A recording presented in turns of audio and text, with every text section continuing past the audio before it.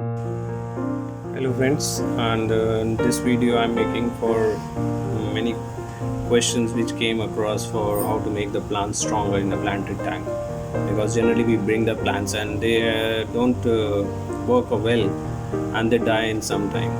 So let's see how can we make it. So first of all friends, most important is that you please subscribe our channel, and any comments, any questions you have, kindly post in our group and we'll definitely reply. And you can see in other videos also, we always reply as soon as possible. So let's begin. First and the foremost important is that when you have a planted tank, you should not directly put the whatever the plants which you are buying from the shop and directly into the soil. The reason behind is that your planted tank aquarium, you putting fertilizers and all those things, they don't have, the soil is not so nutrient for beginners level. So what happens is that generally when you put a plant in the soil, when it is coming from another shop or wherever it is, they are in highly nutrient environment, and when you are putting in them, there is a drastic change in the environment. So they generally fuse and dilute, and they die later on turning yellow, and so many things are there that I will share you why plants turn yellow, why they are on holes in them, and so many things are there that is having different scenarios for different type of problems in the plant. So well, what happens is that, suppose this is my one of the planted mother tank, and you should have the mother tank very important if you have more than one tank, because here you can see the plants are quite well, and in the end they actually, what I do is that I always put the plants directly in this, and from a longer time I didn't had the time to put the plants in the soil itself. So unfortunately they are dying, not dying, you could say they are diluting, because there's extremely huge growth, and but the colors are quite well. And in another video I'll show you how to improve the colors and other things of the plants.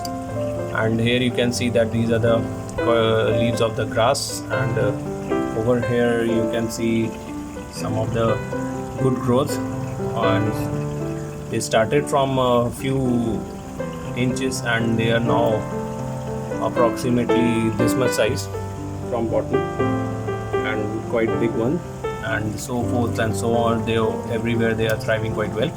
And this plant, all the plants over there, here and there you can see the pilia, how dense it is, and I don't know how much plants are there in this now.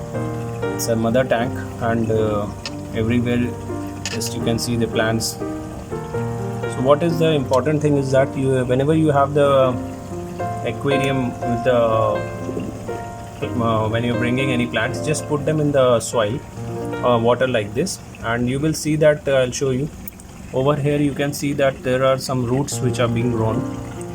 Once your roots are developed, as I've shown you, then you can plant these in your soil. Also keep in mind that once you are having these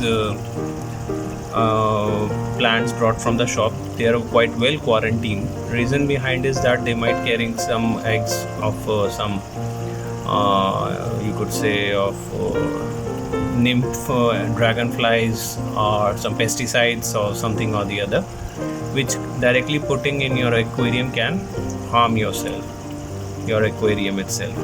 So I'll make another video, as many people has asked me how to quarantine. So I'll not cover that part over here, but that's a very important factor when you are adding a new fish or shrimps or plants or anything in your aquarium. So it's quite important that you quarantine at least for 2 to 3 days, and then you add in a fresh to your aquarium, not directly. That same rule applies for all of the plants as well. So that's one of the important thing when you are having the planted aquarium. And also you should keep aware of your planted aquarium, that the plants are working quite well. You could see over here that some of the plants, you can see the leaves are turning transparent. So it's because of improper CO2, or it could be of improper light also. Or generally, in case sometimes it happens that there is a sufficient light, but as you can see in the bottom of the aquarium, the light is not enough. Reason behind is that because of this entire plants, it's quite getting dark, and it's quite good for the shrimps to stay inside these. They stay a lot inside these plants, and it's a quite good home for them. But actually it happens that some of the plants might not thrive in it, and I'll show you what happens is that, see, one of the leaves over here has died. So it's better and I had one day I'll make a video for this, cleaning about the mess around over there, because it's too much now. And you can see that as of now there is no problem in it, and it started with a small bunch of plants, and now it is a huge lot of them. There is Pilea, there is Java moss, there is fern, there is all sort of plants over here. And this is my mother tank, so whatever plant I want to have, I'll just take it from it, put it in another aquarium, and they start working like anything. And that's the only way I do it. And for a planted aquarium, one of the important things is that you should have a pothos also in it. If you have number of living organisms in it a lot, and you are putting extra fertilizers, and there could be chances of algae bloom. So what is the importance, and what is how to control those things? There is one small example, is one of the things which helps me a lot is that pothos, or we call it money plant. I'll make a separate video of this also as well, how to control algae, because that's a very challenging in a aquatic or in a aquarium hobbyist, and people do come across challenges. Suppose that finally their aquarium, they need to close it because of the algae. So I'll post a video soon for the algae control. And that's all from my side for the planted tank, how to have a planted tank from when you buy some plants from the shop, and how to make the plants more stronger. Kindly subscribe. Any questions you have, kindly post in the comment section. I'll definitely reply, and please subscribe. Thank you.